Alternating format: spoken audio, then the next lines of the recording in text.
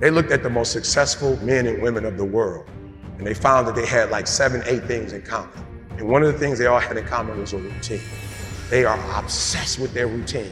They don't have a gap of wasted time in their routine.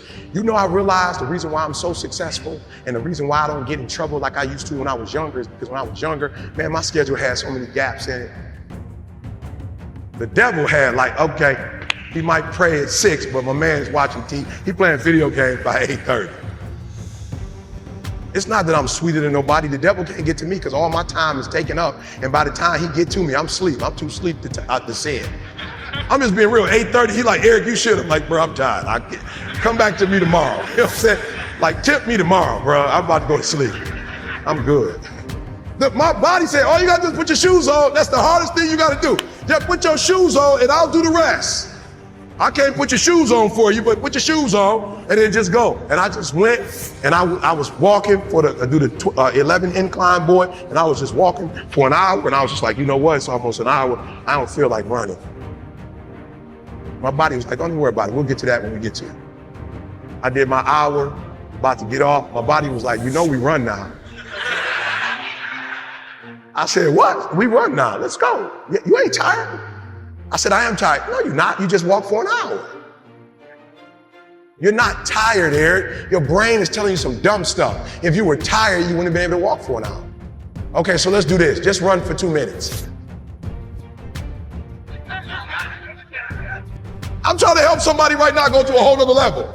The Bible says the reason why you go back to sleep is because you've always gone back to sleep. It's like a default.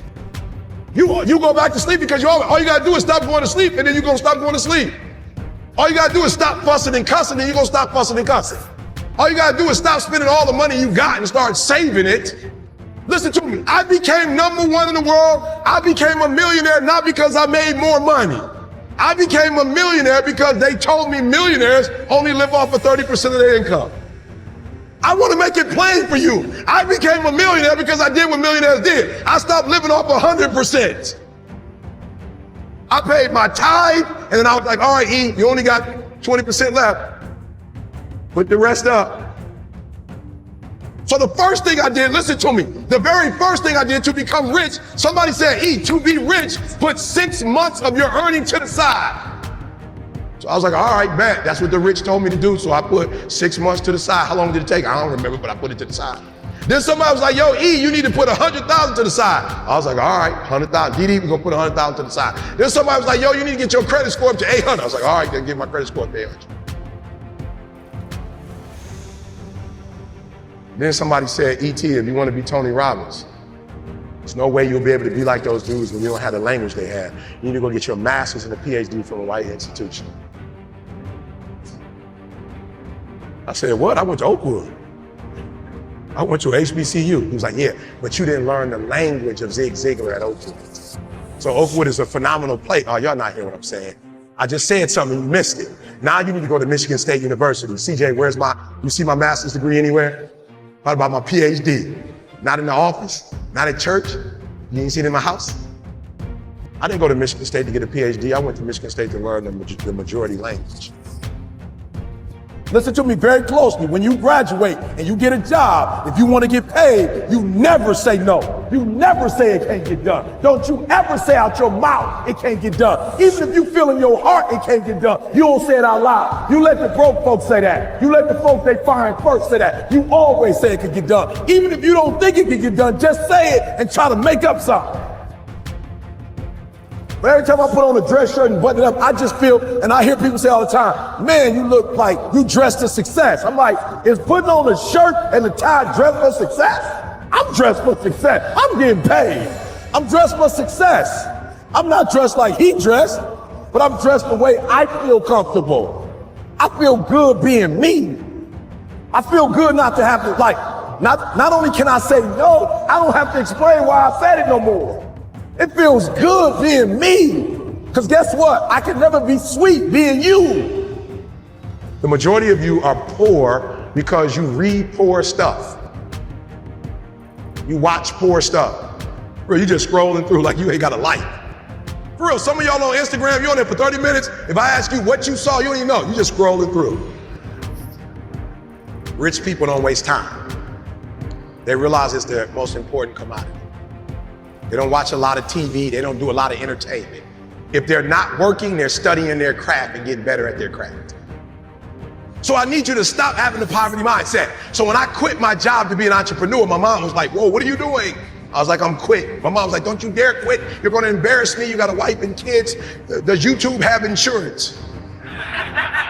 Does YouTube have a 401k? And I was like, yo, mom, I ain't trying to be funny and I ain't trying to be disrespectful. I love you, but you can't teach me how to be a millionaire because you're not one. You come from the working class, and I'm not mad at you, mom. We wouldn't be where we are without you, but you told me that every generation is supposed to get better. So I'll take your values, but I won't take your work ethic. Because rich people don't work, they think. Poor people go, clock in, I make this much an hour. Rich people go, I put them to work, and I make this much an hour. See, what happens is you're working for you and your family one, they got 40 of you working at one time. So they're giving you 20%, and then they keeping the 80% off of 15,000 people. So what you have to decide is, are you gonna keep being the 99% or are you ready to be a part of the 1%? Because it doesn't make a difference where you come from, high school dropout. It doesn't make a difference where you come from, GED. It doesn't make a difference where you come from, a 17-year-old mom that got pregnant. It doesn't make a difference where you come from, took 12 years to get a 4-year degree. It doesn't make a difference. You know what makes a difference? What makes a difference is when you become a 99% or a 1%. And when I start thinking like, acting like, and behaving like a 1%er. So I went to every single class, and when the teachers was talking, they thought I was just doing homework. I wasn't. I was listening to how they conjugate verbs. I was listening to how they tell stories. I was like, ooh. I peeped it out, y'all. They way more linear. So that I realized when you do corporate, it's A, B, C, D, E, F. It's 1, 2, 3, 4, 5. It's topic, body. It's topic, support, conclusion. I need your language though if I'm gonna compete. I need your rules if I'm gonna compete. I need your codes if I'm gonna compete. The problem with most of you is you don't have a 1% language. You got a poverty language. There was a language that I needed to learn. Does it mean I need to abandon the language that I learned? Absolutely not. Don't be average, like for real. Whatever it is you do, do it and take a different perspective. Listen to me very closely. The problem I have with most kids, if I tell you what it takes, most of you will die of exhaustion. You pass out before you reach 10,000 hours. You just pass out. You don't got the heart for it. You don't have the stamina for it. You couldn't take what it really takes. Just for those of you who don't know, when they came from Africa and were enslaved, they didn't move them to San Diego. They wasn't doing God in San Diego. I just want to give you some perspective. They were in Mississippi, Alabama. It was smoking hot, and they didn't quit and they didn't give up because they said, we're going to get through this for the next generation. Come on. Our Latino brothers and sisters who were migrant workers, they in the East. There wasn't no AC. And the stuff that y'all complain about, the stuff that y'all think is like hard,